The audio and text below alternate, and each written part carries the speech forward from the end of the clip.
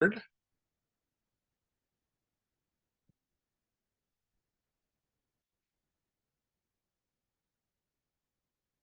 So, welcome everyone. My name is Derek Weston. I am the Theological Education and Training Coordinator for Creation Justice Ministries.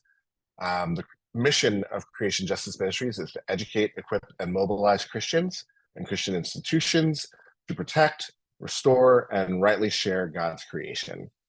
This evening's webinar is designed to give people a quick introduction to the season of creation, a liturgical season designed to help the church live in better relationship with our Creator by living in better relationship with creation.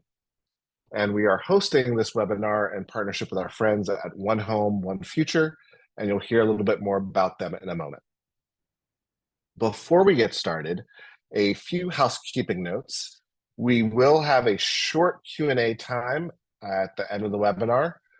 Please put any questions you have in the Q&A function. If you go to the bottom of your screen, you'll see a place that says Q&A. If you have questions, please put them in the Q&A and not in the chat. That just makes it easier for me to find the questions, identify them, and hopefully get your questions answered. And this program is being recorded, and you'll have access to the recording within the week's time. So before I began at Creation Justice Ministries almost a year and a half ago, I had never heard of the season of creation. But since that time, it has become a meaningful part of my life, and I've come to understand it as a meaningful part of the life of the church for many. And we want to take this time to show you how different congregations, how different communions are observing this celebration. When I talk to my friend group, which is mostly mainline Protestants, it's kind of, I would say maybe 60-40 folks who have never heard of Season of Creation and folks who have been celebrating Season of Creation for decades. And so that's a little bit of why we wanted to put this together to introduce this idea for those of you for whom it might be new. And for those of you for whom this is old hat, we want to give you some ideas and suggestions of ways that you can celebrate this throughout your denomination and in your individual congregations. And we're also going to have an opportunity for you to think about ways that you can celebrate Season of Creation individually and at home. That's going to include introducing you to a resource this evening that will help us to connect the dots between our faith and the climate crisis. So as I mentioned, we are co-hosting this webinar with One Home, One Future. And with us tonight is Carol Devine. She is the program lead for One Home, One Future. She's the director of Blessed Tomorrow, a coalition of diverse religious partners united as faithful stewards of creation. And she's an ordained pastor in the Christian Church Disciples of Christ. And she is one of our board members at Creation Justice Ministries. So, Carol, I am going to turn it over to you. Oh, thanks, Derek. It's wonderful to be with you and with all of you who are joining us this evening. I'm going to just start by sharing just a brief story that's part of my story in the hopes that some part of it might resonate with you. So I was very blessed to grow up in a very justice-minded, socially engaged church. I loved my church. And I remember when I was a young teenager, just feeling so proud of all the things that my church did and the community and ways that the church engaged. I spent a lot of time growing up in church, of course, on Sunday mornings, but, Sunday school and youth group and choir and special events and all of that. I also spent a lot of time as a child with my grandparents who lived in the Appalachian Mountains. So, running in the hills, playing in the creeks, running among the trees. And I felt such freedom and such a connection in that place to God. I had a relationship with the trees and the water and the air and the mountains, and it was a very meaningful place. And somewhere along the way, I began to consider myself a tree hugger, or maybe then later called an environmentalist. But my tree hugger environmentalist self and my faith and my mind were separate. I stopped eating meat when I was a young adult. And when I learned about the impact the beef industry has on deforestation and pollution, and when I learned about confined feeding operations for pigs, cows, and chickens, but I didn't see that as an act of my faith at the time. Because you see, no one ever taught me that I was called, that my faith called me to care about the natural world. I was never taught that my faith connected me, that through my faith, I was connected to the natural world. I didn't hear upgrowing sermons or teachings on the intersection of my Christian faith and our connection to and responsibility for the natural world. Creation was not named in prayers and baptism and communion or in any part of worship that I remember except a few hymns, and those were never discussed or dissected. So when I felt a call to become an ordained minister, I was confused, but I was obedient and started seminary with much reluctance. But there was a class that I took right away called The Body of God. And it was, of course, all about eco-theology. And my faith and the more than human world, creation, came together in a profound way in one single moment in that class.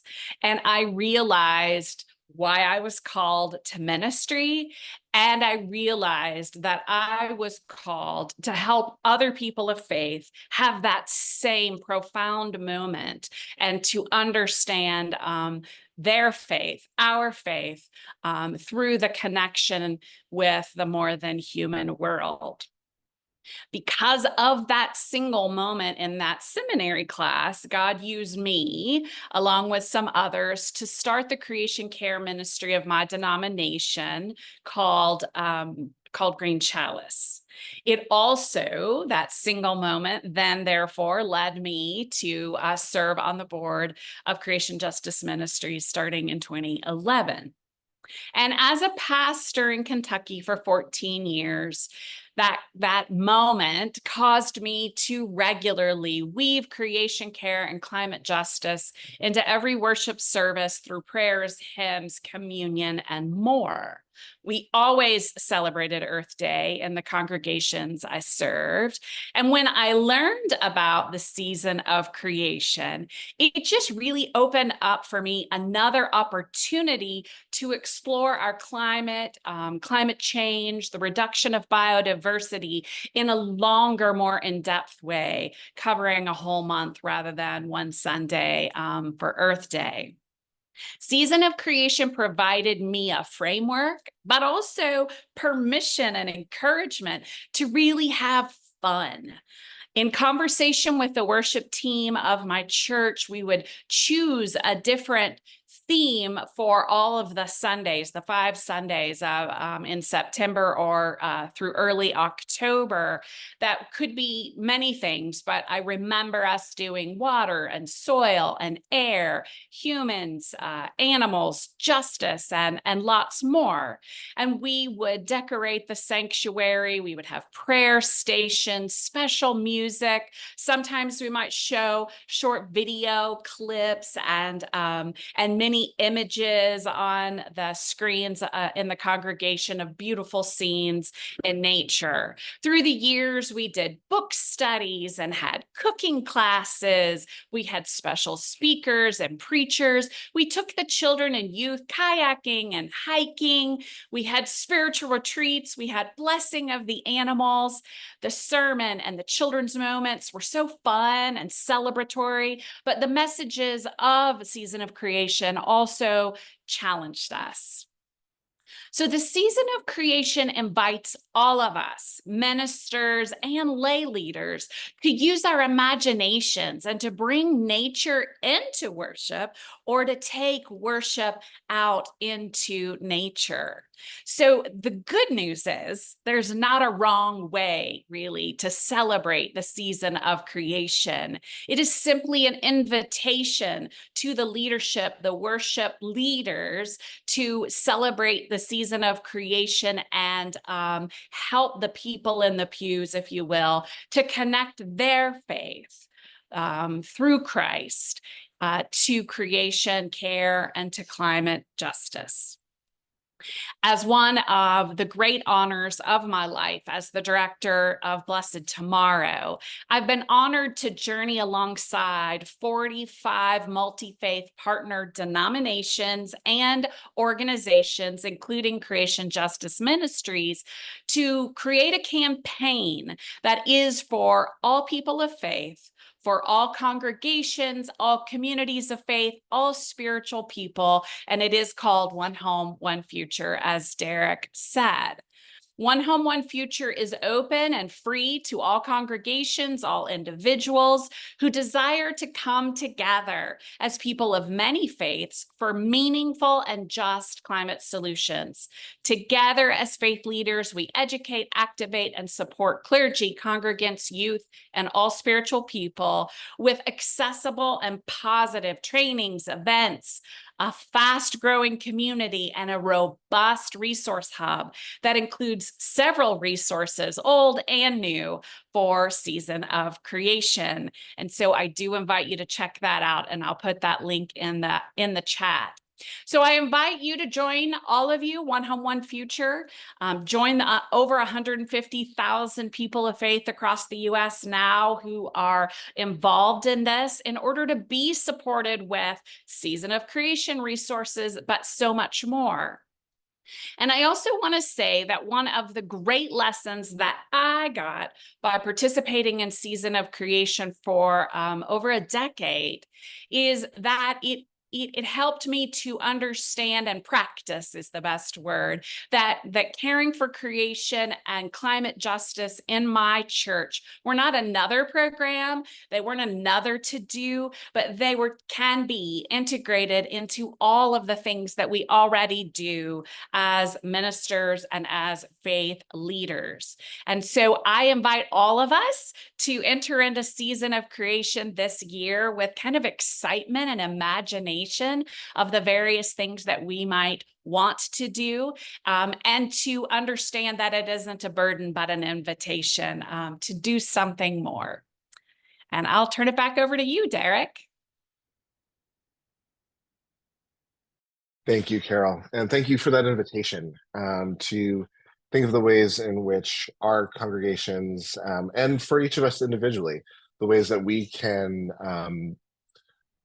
bring creation into worship and the ways that we can bring worship into creation. Thank you for that invitation so much. So I want to turn over next to Reverend Melanie Mullen. She's the Director of Reconciliation, Justice, and Creation Care in the Office of the Presiding Bishop of the Episcopal Church.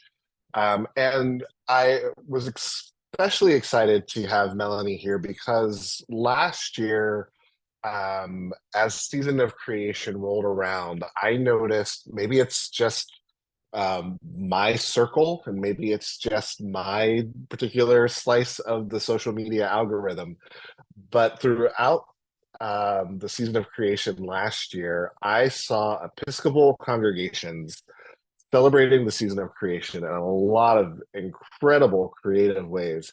And so I just wanted to invite Reverend Mullen here to share a little bit about the ways that the Episcopal Church and congregations within the denomination have been celebrating the Season of Creation. Thank you so much, Derek, for that invitation. And no, it was not just you. Episcopal churches are all in with Season of Creation, not just because, as Carol pointed out, it's another project or something to the side of our faith, but we are at the start and you get to witness a burgeoning ecumenical movement across the world. Season of Creation, as important as creation care is for our individual parishes, for once is a movement across all Christianity, all expressions globally, and the Anglican Communion, the Roman Catholic churches, the Orthodox churches, and the World Council of Churches with all manner of Protestant work are uniting and helping lift up this one important feast of the church. This is a movement that has been going on for years, but as people devise ways to pray, to do liturgy, and to pray with our hands, feet, gardening, doing projects on the earth, finding all kinds of new ways to restore what is this important work that is part of what is mandated in the Bible. I love that season of creation as we join in ecumenical work. Our Orthodox brethren and sisterin and siblings point out that is a part of the creation, the beginning, the thing that God points out in the Bible that we honor as that which gives us a home on this island earth. And so we are all in with resources, with websites, with a hashtag. So here's one time where hashtag activism really works to show the world and the church that living and loving in this life-giving way that God has given us to honor creation is a part of our work as Christendom. And to do that work, which the apostles, the martyrs, the prophets all said, is something that which reminds us of the gift of life we've been given and how we restore it. And so we have gotten bishops all across the Episcopal Church to sign on and to state very explicitly that you can use creation resources in your Sunday worship, in your afternoon, in your Sunday school work. We've gotten a lovely workshop and liturgy book online from authors from across the US with tweaks and adjustments so that your Sunday Mass or your afternoon Bible study can all have season of creation themes, be it the prayers of the people, the Mass itself, the Eucharist, all kinds of ways that we honor in our work. And finally, that hashtag is important. And so we are partnering with churches across the world at seasonofcreation.org website, where we want you to show us what you're doing. From some churches, it was blessing their garden. For other churches, it might be taking the fruits and doing rogation prayers. For still others, it could be thinking about eco-justice and environmental racism. Whatever the project is, we're asking people to show us your pictures, put them online, and invite the whole world into knowing that this is not just an added-on day, but a part of the sacred marker, the beginning of our liturgical and spiritual life, and the end that we hope in resurrection, honoring creation across the world and across the church.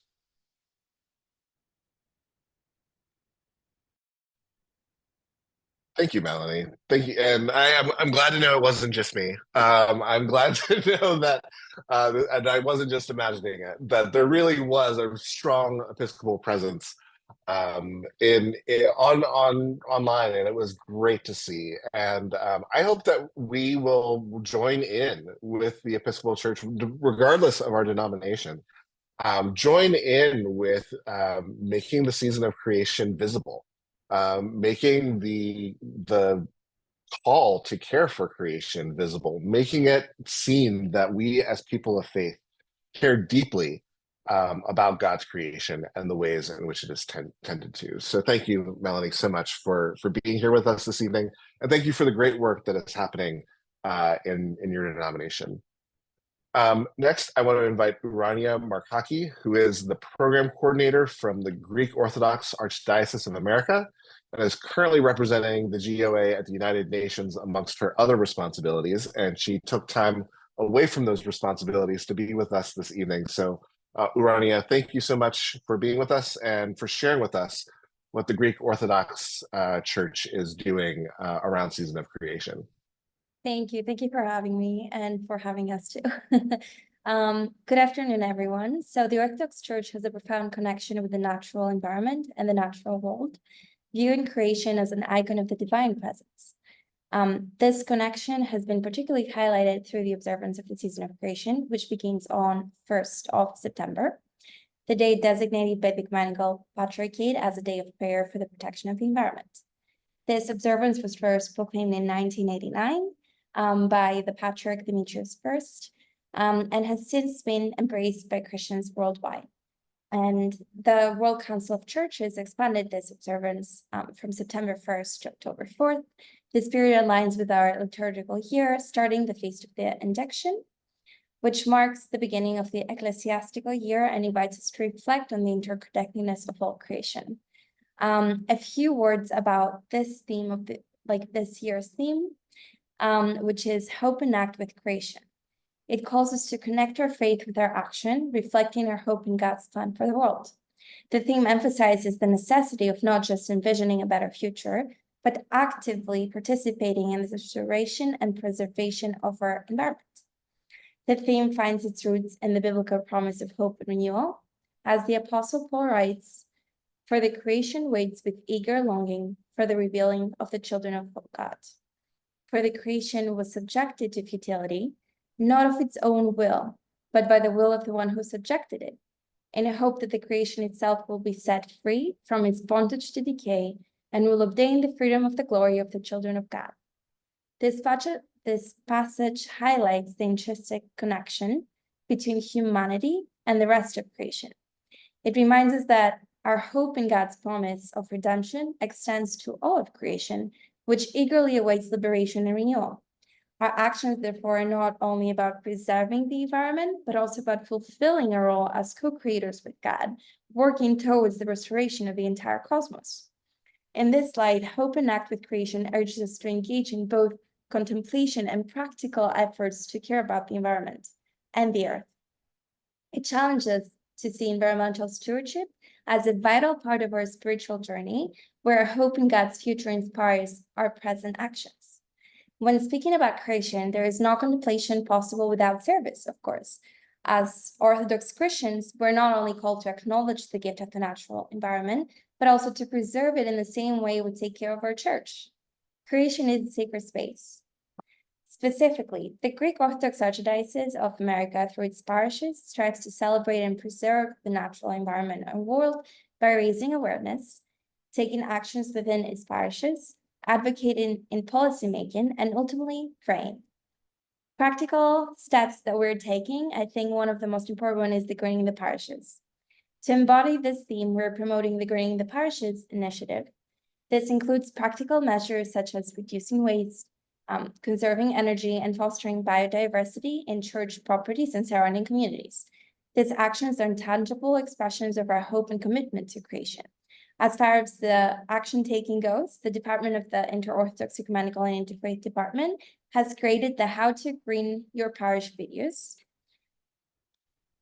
which they were just sent on the webinar chat if you want to go and check them out. One example comes from the parishes of, one example that I will tell you about is from the Santa Ana Greek Orthodox Church in Roseville, California. They established multiple beehives on the church grounds from which they harvest ethically produced honey. They also have planted and taken care of grapevines. They brought in a new variety of grapevines and olive trees, which is the first of the kind in North America. This promotes sustainable and eco-friendly produced products such as grapes, olives, honey, which do not go to waste. What the department is trying to do is to facilitate our conversion to a more inclusive understanding of the natural environment in our personal and community lives. Now, concerning the advocacy and policy, the Greek Orthodox Archdiocese is extending the efforts beyond local communities through advocacy and policy work at the global level. The Greek Orthodox Archdiocese holds an ECOSOC general consultative status and a UN environmental program accreditation at the United Nations. Thus, we have the possibility to address critical environmental issues like climate change and pollution in ECOSOC. More specifically, we're planning on holding a side event during the first weeks of October inside the United Nations on preventative measures for wildfires. This interactive panel will address the applicable legal regime as well as the best practices, indigenous strategies, and policies for governments to address the threat of climate change-induced wildfires. It aims to facilitate the exchange of knowledge and promote discussion regarding recent initiatives. The panel will also examine the development of new policies and the implementation of the UN's 2030 Agenda for Sustainable Development. Lastly, but not least, prayer remains central to our response to the ecological crisis. Through prayer, we reflect on our place within creation and seek divine guidance in our actions. This spiritual practice deepens our connection to the environment and strengthens us to act as faithful stewards. In embracing the theme of hope and act with creation, we are called to embody the hope promised in Scripture through our actions. By integrating our faith and our commitment to environmental stewardship, we not only honor God's creation, but also participate in the divine plan for its renewal. Let us remember Paul's words and take them to heart, understanding that our hope for creation's liberation is realized through our actions. Together, let us offer back to God this creation a gesture of thanksgiving. Living out the liturgical expression, your own of your own, we offer to you in all and for all. Thank you.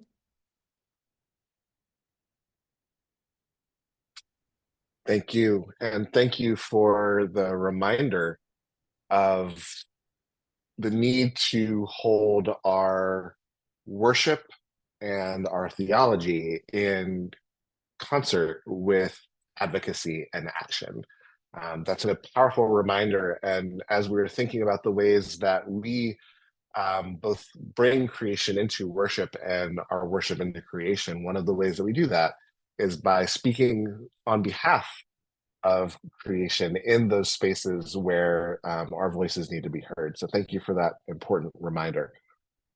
I want to remind all of you, if you haven't, I see a lot of people have joined us since the very beginning. If you haven't, please let us know where you're joining us from. You can tell us your name and where you're joining us from.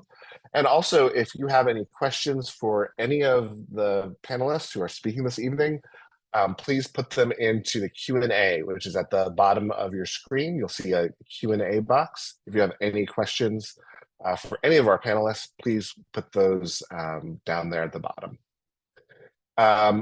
The next person who I want to invite to share is Anna Olimbo. She is the Director of Leadership Development for Interfaith Partners of the Chesapeake, an organization which works to engage congregations in being good caretakers of our shared watershed here in the Chesapeake Bay area. And I have had the great privilege for the last 3 years of being on the board of the Interfaith Partners of the Chesapeake and be a firsthand witness to the great work that is happening through that organization on behalf of God's creation. So Anna, I will turn it over to you.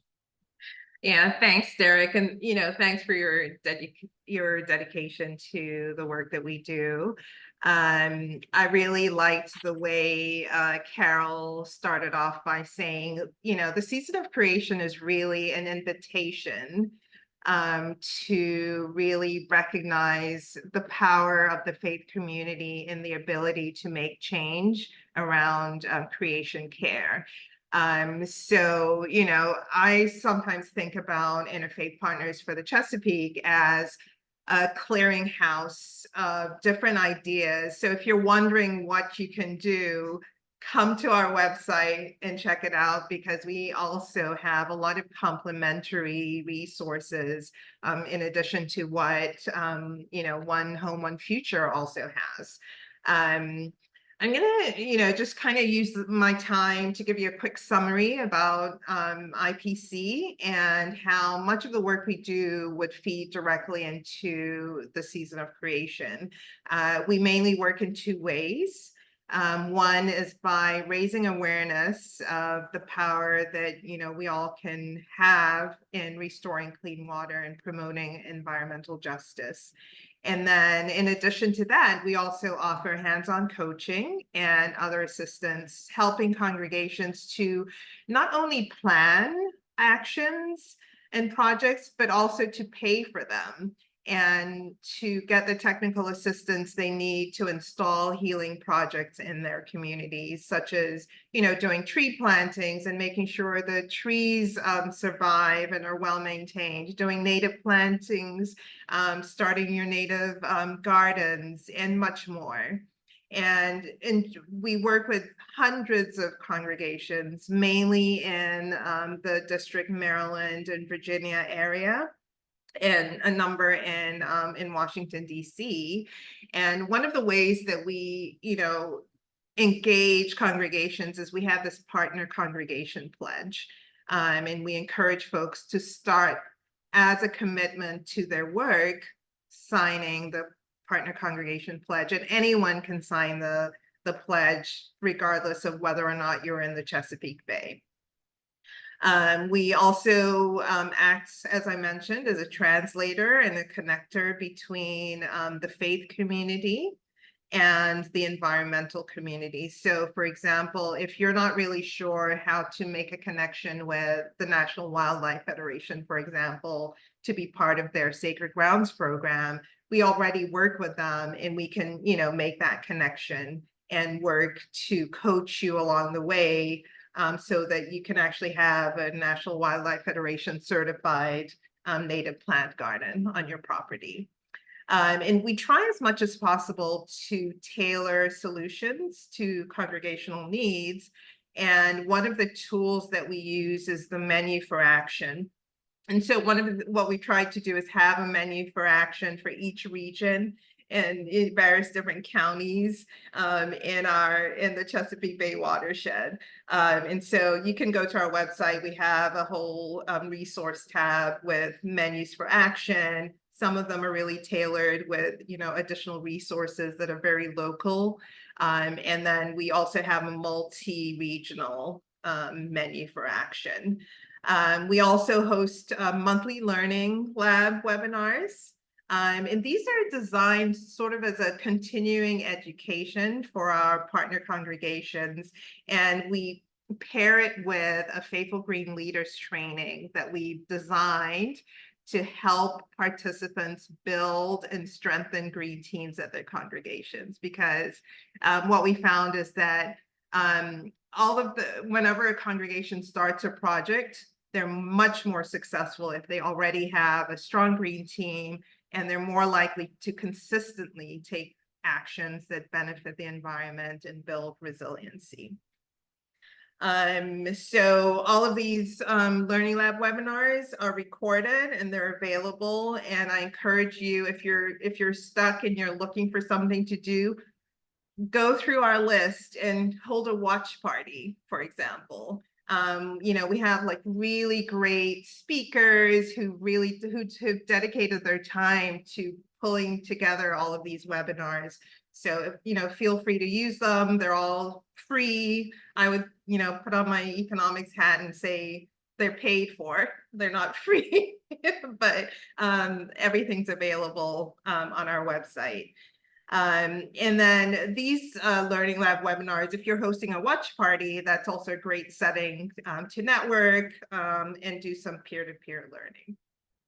I'd also like to invite people to just kind of pause, because I think we've been hearing from all these speakers, just to take a moment and imagine the potential of all of our groups. We're in an interfaith organization, and so not only are the Episcopalians and the Anglicans doing work worldwide, but also the United Methodist Church and the Lutherans and many, many others. And so think about if, like, for example, in the Chesapeake Bay, I believe we have, tens of thousands of congregations. And if they were all doing something, we would have an incredible impact. And so I think the season of creation is just perfect. And, even if you're doing your project at the end of October, I'm hoping it still counts. I'd like people to think that every month is the season, every season is the season of creation, literally. And so in closing, I would like to invite you all to, one, take a look at those webinars, explore the action kits that we also have on our resource pages. Maybe you would want to take one of those actions on, and we have a step-by-step guide. We also have what we call a skills matrix, which is kind of a directory that you can just go to and see all of the different actions that the 200 teams that we've already trained are doing. And then, we have the contact person's name on there, and, you could feel free to reach out to them. And then one simple action could be to just sign the pledge, and then we would list you on our website as a IPC partner congregation. So I'll stop there. Thanks so much. And please feel free to reach out if you have any questions. Thank you. Thank you, Anna. And just a reminder that while many of the resources that IPC produces are specific to the watershed of the Chesapeake Bay, there are many things that are going to translate to wherever you are, to whatever your watershed is. And so I would just encourage you to check out the resources that Interfaith Partners for the Chesapeake has to provide, and to take advantage of those that make sense for your context. As we were thinking about how we wanted to celebrate the season of creation, we of course wanted to, as Creation Justice Ministries, we wanted to make sure that we put good resources into people's hands. And one of the resources that came across our desk was from the SALT Project. I've been familiar with the SALT Project for a while. I've known them to do very high quality film and video work. And as a former film student myself, was just kind of always enamored by the beautiful things that they created. But they've also created quite a few print resources. And this year they had a resource that they've created that we thought would be perfect to go along with our celebration of the season of creation. So I've invited Matt Bolton from the SALT Project to share a little bit with all of us about the resource that the SALT Project has created. Not necessarily specifically with the season of creation in mind, but one that I think would be an absolutely wonderful resource to use for the season of creation. So Matt, I will turn it over to you. So Derek, can you hear me okay? Yes, I can. Okay, great. It's for some reason it's saying that I can't start my video. I can hold on, I can fix that. Okay, great. I thought you probably could.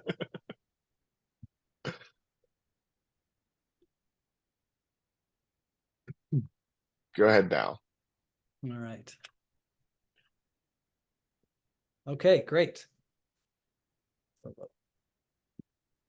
Hello, everybody. Nice to see everyone. This is the, sorry, it's a little blurry, but this is the resource. It's actually a downloadable resource, and you can print it out at home. You can print it out in your congregation. You can print it out at Staples, whatever. It's 30 pages, little pages, so it's like a booklet. And what it is it's essentially a devotional. We do a lot of devotional print resources at SALT, in addition to the film work that Derek was so kindly talking about. So the devotionals that we do are, just like you might imagine, they're designed for individuals, families, congregations, small groups to engage with ideas, but at the same time to engage those ideas through spiritual practices, as simple as prayer, as gathering around a table, as lighting a candle, having reflection and discussion. Just like most of us are familiar with devotional practices, that's what these booklets are designed to do. This one's called Climate Plus Faith, how we can help meet the greatest challenge in human history. And that's, of course, what we face when we talk about climate change. The goal of the resource is really threefold. One is to, as Carol and many of the other panelists were saying, for many of us, as we grow up in the Christian church, or those of us who do grow up in the Christian church, or when we hear about the Christian church elsewhere, if we don't grow up in the Christian church, it's not uncommon to have Christianity presented in a way that leaves creation out or kind of marginalizes creation, which is terribly ironic and unfortunate given how central it actually is to Scripture and to Christian ideas, Christian theology. So that's one goal, is to really bring those big themes into conversation and into our lives as individuals, families, congregations, small groups. So in these, it's divided, this resource is divided up into weeks, But you can do it in lots of different ways. You can do it, it's designed to be done, if you want to do it in over 40 days, you can do it over 40 days. You can also do it over any other period of time. You can do it in a weekend if you do a weekend retreat, or even a day. So it can be done in kind of flexible forms depending on you or your congregation.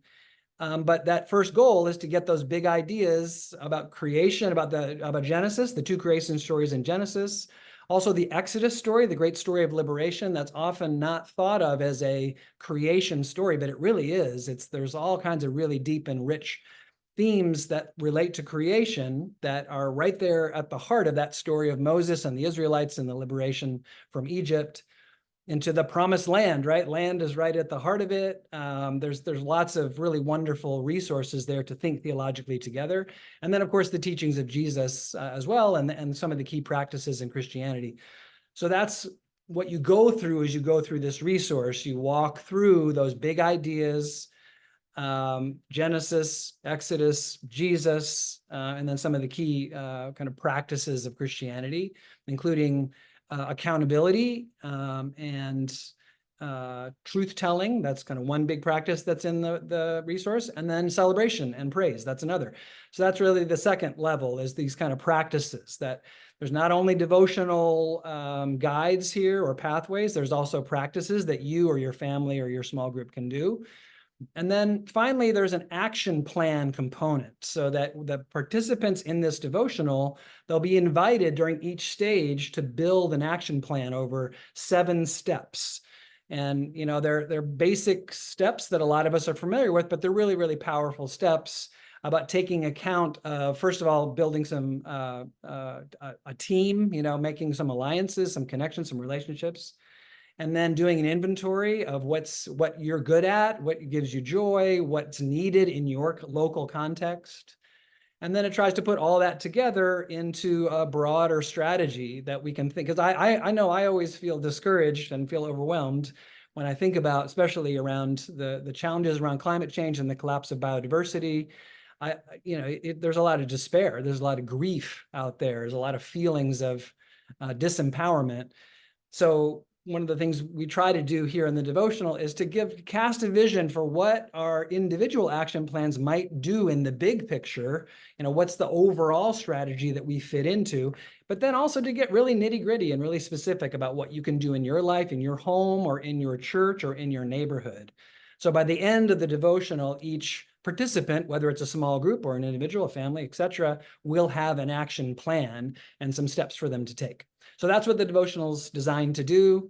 SALT Project has been around for 15 years. We've done lots of different devotionals. This is the first one we've done on climate, and we're really excited about it because this is really close to our heart. And as many of the speakers have said, it's a kind of, unfortunately, little known secret that if you read the Bible, if you just came to the Bible fresh with no preconceptions, you would come away thinking that creation care really is at the center of a lot of those key stories in the biblical library. So we're trying to really bring that out and allow people to connect to it through action and devotion, prayer and praise. So that's what this resource is for. And you can, amend it or adapt it to your context, however long you want it to last. Oftentimes the season of creation, not always, but sometimes, it'll go 5 weeks, but there's a lot of different expressions of the season of creation. You can do it for 1 week, and you can do it for 6 weeks or 7 weeks.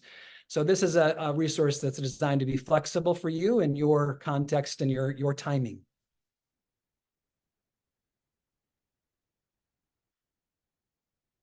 Thank you so much, Matt, and thank you. The resource is wonderful, and so because of that, we decided, as we were going through the resource, we thought we wanted to figure out a way that we as Creation Justice Ministries could bring sort of the resource itself and the themes of the resource to our broader community.